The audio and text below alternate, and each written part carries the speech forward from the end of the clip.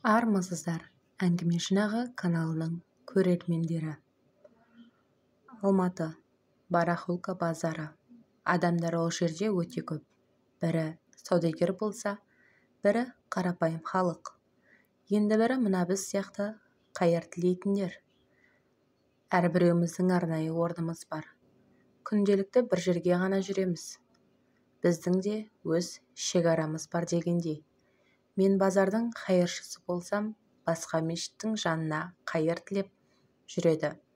Үсті басым кірлеген, түрім әбіржіп кеткенмен, өткен-кеткеннен жалынышты көзіммен олардың аяушылығын тудыртып, қайыр сұраудамын. Кейбірі ұсақ тиынын берсе, енді бірі ол тиынды да бермей кетеді. Сол бір тиын үшін әбден соққы жейтін бізді олар қайдан білсін? Күйген, денемізден соққының ізі көрінбейтін. Әрі ұзын шұбырған ескі құсқы киеміз. Иә, қайдан білсін бізді таяқ астына алатынын. Мені елдің бәрі аты өшкір цыган деп біледі. Олай атауларда дұрысақ. Бала кезден көше кезгенмен күнге әбден қақталып, дұрыс тамақ та жемеймін. Менің цыганнан еш айырмашылығым жоқ. Мен дүниеге келгенде басқа сәбилер секілді перзентханада емес, қоқыстардың арасында туылған екенмін. Маскүнем анам мені асырамақ түгіл сол қоқысқа тастап кете берді. Бірақ Алла маған өмір сыйлап, цыган әйелдері бомы жанамды байқап, бір шөлмекке айырбастаған.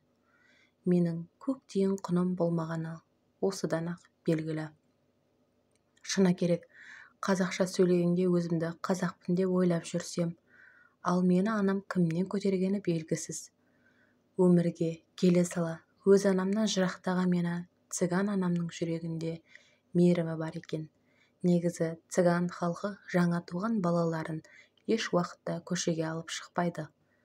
Көшеде қолдарына ұстап, қайыр сұрап жүретін кішкентай бейкүнә сәбилер өзгенің мен сияқты тастанды немесе ұрланған баласы. Цыган халқы сырт көзге сондай мүсәпір жан болып көрінгенмен өте жауыз, мейірімсіз, ең лас халық дер едім. Аллада бұл халықты жек көретін білемін. Бұл цыгандар қай аумақта жүреді? Сол елдің тілін, дінін жатқа біледі. Арнайы бастық сымағымыз қай елде тұрамыз, сол елдің тілі мен дінін оқытады.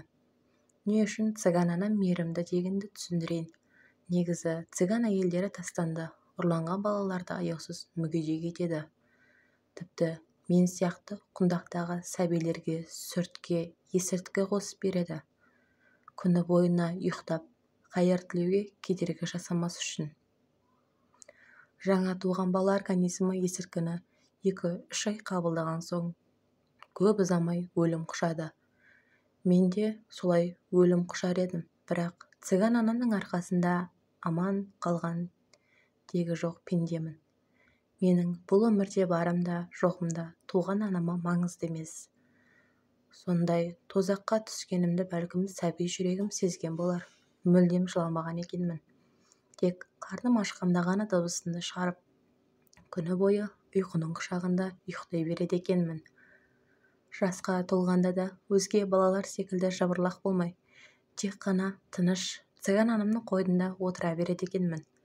Бәлкім әлсіз болған шығармын, цыган анамның өмірі де мәз емес. Тамақ дегенді өте аз жейді. Мені бауырына басып, өлтірмей асыраған үшін кейде рахмет дегім келеді. Кейде бұл өңірден түңіліп кетемін. Өзімді өлтіре де алмаймын. Біз тапқан табысымыздың бәрін бастығымызға өткіземіз. Ол одан үлкен басшыларға жібереді. Еңбекпен тапқан ақшаларды жоғарыда барон деп аталатын басшы алады. Ол ақшаға цыгандардың үлкен ғимараттары салынған қалашығы бар. Сол жақта емін-еркін өмір сүреді. Дені сау еркектері ешқашан қайыр тілемейді. Заңсыз жұмыс жасайды. Тек мүгедек, пайдаға жарамайтын еркектері болмаса, әйелдерде қайыр тілейді.